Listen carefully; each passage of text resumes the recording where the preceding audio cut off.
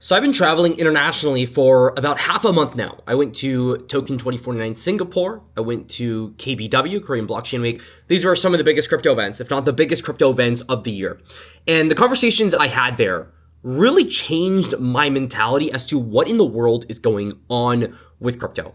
It answered a lot of my questions as to why people were sidelined, as to why people were holding X, Y, and Z, and the future narratives that would affect the crypto space. I want to talk about that in this video because 3 weeks ago, I actually made a video talking about 10 to 100x crypto altcoin tier list. This is something that I do every now and then when I'm trying to highlight cryptocurrencies that I'm looking at. This is kind of how the tier list looked like if you wanted to go ahead and pause and take a look for yourself, save yourself 30 minutes of your time if you're just interested in the coins. Now, a lot of what I said was very accurate. It was very, very, very accurate. Some of the top crypto coins leading their narratives, their respective narratives, are going to do very well. But something I noticed during these events, and I've got to say, listen, I'm at a point where I can pretty much do whatever. I can leave the crypto space. I can disappear from the internet forever. And I think you've noticed on my videos, I've just stopped caring in terms of trying to push affiliate links and all these things that these YouTubers typically do because I don't really care. I think at this point, I've been able to secure enough capital to be able to secure high conviction plays. This is why I talk about the same stuff a lot. I talk about the same stuff a lot because at the end of the day, a 400% run in a year for me is a hell of a lot for me. That's a lot of money for me. If I put down $200,000 to $500,000 in a single crypto coin, that 4xing is over $1 million for me. So I don't need to be forcing around a play every 5 seconds. I don't need to be chasing the next big thing. And this is something I actually posted about 2 days ago. 2 days ago, I posted about the fact that you don't need to chase the daily runner. It doesn't mean you don't need to get the daily runner if it doesn't happen to be. I caught one of the daily runners, and I'll talk about that more here just to kind of give you context on what to look for when it comes to these altcoins. That's kind of the topic of this video, talking about altcoins and some of the best ones to look at. But before I even get to that, you have to have the right mentality. I've seen these videos on YouTube that are like, oh, you need that HODL mentality, or like, oh, you need to be strong and this and that. I think they're kind of missing the picture though. The most important thing that I learned at Token 2049 is none of these guys hold, for one. They don't hold the majors. This is Bitcoin, Ethereum, Solana, like this kind of stuff. They're not holding that. You know what they're holding? They're holding Fartcoin. They're the pay. They're holding all the stuff that doesn't matter. The stuff that in a couple of years down the line, they're probably not even going to exist. Something else is going to exist down the line that's much better. And that's why I have always said that YouTube is the best place to be. X is great. It's great for finding short-term opportunities. But short-term opportunities are not going to make you rich. With all due respect, you might get a 10 to 50x on one of these altcoins. But the amount of times that you're probably going to lose in pursuit of this 10 to 50x, the risk to reward just isn't there versus holding an altcoin that is much safer, much more secure. This is the kind of stuff that is going to actually make people rich. If I go on my YouTube videos and I say, okay, this is how much HBAR you need to be rich. And I'll say, okay, well, you need at least $100,000 worth of HBAR. And you tell me in the comments and you're like, well, I don't have $100,000 worth of HBAR. Well, that's good because one, now you have an incentive to get more coins and work harder to make more income, because that should be your goal. If you don't have a lot of crypto, it shouldn't be trying to gamble and hoping the lottery ticket, fingers crossed my lottery ticket hits. My friends, you know what they call the lottery? They call the lottery the poor people tax. And this is with all due respect to anyone that plays the lottery. It is astronomically low. I mean, we have a higher chance of getting hit by like a meteor practically than winning the lottery. It is that crazy. So it is very unlikely that you're going to make money off of any of these lower tier altcoins. And the guys that try to sell it as if it's practically guaranteed that alt season is going to happen, I am a contrarian in the sense that I think that alt season is already happening, and I believe that alt season is only affecting certain altcoins. These are altcoins that are doing buybacks, altcoins that actually mean something. The altcoins that I'm going to cover today and I'm going to cover tomorrow. You know what I mean? They're not altcoins that are just going to disappear in a day. Your goal is not to hunt plays. If you're hunting plays, you hate money because money is only generated through these longer term conviction plays. And so, okay, let's look at the narrative today. So the narrative today spans around Daddy Trump, or so people are calling him. This is the most weird thing people are doing these days. But here's what he said. And I want to just go ahead and kind of play this so you guys can see. But apparently he's going to be throwing thousands of dollars at us. And I'll give you my take. I'm a crypto bro. I'm a guy who studied economics. Kind of understand how these things go down. But let's hear what Trump has to say. revenue coming in. Then you have 37 or 38. It's not 38 yet, but it will be. And the numbers are so much bigger. All of a sudden, 38, you're under-levered, whereas for 36, you were highly levered. We're not highly levered anymore. Now, with that being said, we'll pay back debt, but we also might make a distribution to the people, almost like a dividend to the people of America. How much are you thinking for that, sir? Well, we're thinking maybe $1,000 to $2,000. Be great. There you go. So apparently, this man's going to be giving us some money back. Now, this is supposed to be a good thing for what reason? You know, if we're already paying more for goods and services and we get a bit of a kickback, the average person might get a little bit more, right? The average person that doesn't have money in the first place might get a little bit more. But rich people are already paying a hell of a lot more because of these tariffs.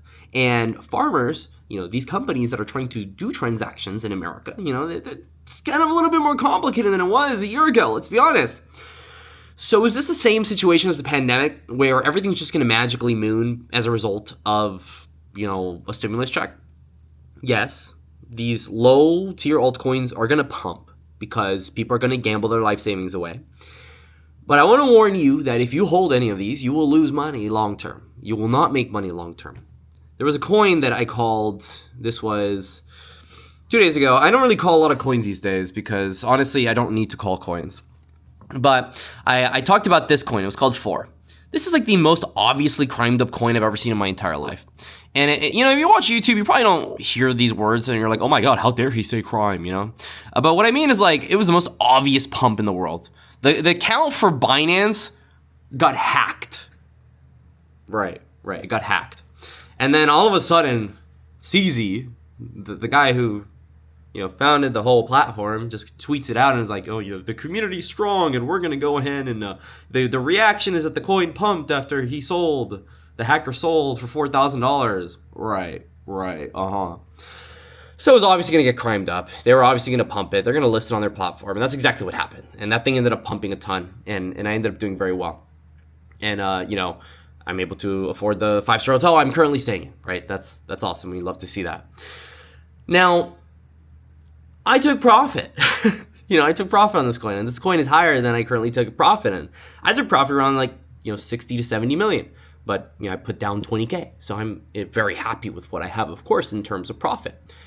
Do I regret selling? You know, am I like, oh no, this guy is so dumb for selling? No, because most people are going to lose money in this coin long term. I guarantee you most of the buyers in this coin are going to happen around this 200 million mark, and most of these guys are going to lose money. So I want you to understand that this is how this applies to what I was talking about. If we're going to be getting these stimmy checks, and these altcoins are going to start pumping, and you get the stimulus check, you just want to spend all of it on this crappy altcoin because you want to turn $2,000 into $30 million in 5 days. You are better off just buying Bitcoin. I know it's just a boring take to hear. It's not what you want to hear. But most people are not holding these high conviction plays. Just because you are doing it does not mean most people are doing it. Or if you're not doing it, you should probably be doing it. It is a boring thing to hear. It's like taxes and accounting. Like, nobody wants to hear it, but it's the truth. If you just held Bitcoin, I'm just going to go pull up the chart here. If you just held Bitcoin, over the past year, you're up 100%. You doubled your money. This is the biggest coin in crypto. If you look at a lot of these coins, I'm just going to scroll down and just click on, I don't know, Jupiter or something like that. Okay, we clicked on Jupiter. I didn't piggyback and just choose a specific coin. So this coin is down 38% over the past year. I'm like, why would you do that to yourself? How in the world is Bitcoin up 100%? And if we look at Ethereum or we look at, you know, HBAR and these coins are actually up in the past year. They're all up. All the majors are up. This is the first cycle in which I think so many people are sidelined on the coins that actually matter, you know, the big altcoins, that I'm scared for you. I'm scared for you, honestly. What I've been saying for the longest time, you want to take your profits and move it up, not down. You don't want to go down. You don't want to do the Alex Becker. Where Alex Becker just says people are going to make their money on Bitcoin, then they're going to go to Ethereum, and then they're going to go to Solana. Sure, they're going to do that. And most people are going to do that. I'm not telling you they're not. But that's the wrong way to think about it. You want to go from the highest in the risk factor to the lowest. You want to do the exact opposite. What happens when people become billionaires? They don't just keep investing into shitcoins. That doesn't make any sense. they go and they go up. They punch up, keep punching up. So if they're making a ton of money off Pepe or whatever, they go and they pour that money into something safer. So what happened when I made my money on my 4Coin? Keep some of it in BNB, turn some of it into Bitcoin. I have Bitcoin. I have a ton of Bitcoin. Well, I guess I have enough Bitcoin to be happy that I have enough Bitcoin. But I don't need to worry about looking at this chart every day. I don't need to worry and be like, please sign up for my X, Y, and Z exchange and you'll get, 10% off and your life is going to magically be better because I'm going to make more money because you're doing that. I don't care because I've been able to afford this position where I just don't need to care. I can just kind of enjoy myself. So what the point of this video is trying to tell you is that you don't need to follow this list as some kind of Bible. These lists are not going to be the end-all be-all when it comes to altcoins. I can tell you all the altcoins in the world that I think are going to do well, but you are the one that needs to know when to take profit on these altcoins. Aether's one of them. We longed that one, and they came out with an announcement. If you had kept the coin during the announcement, oh no, the coin's down 20-30%. You would have gotten liquidated.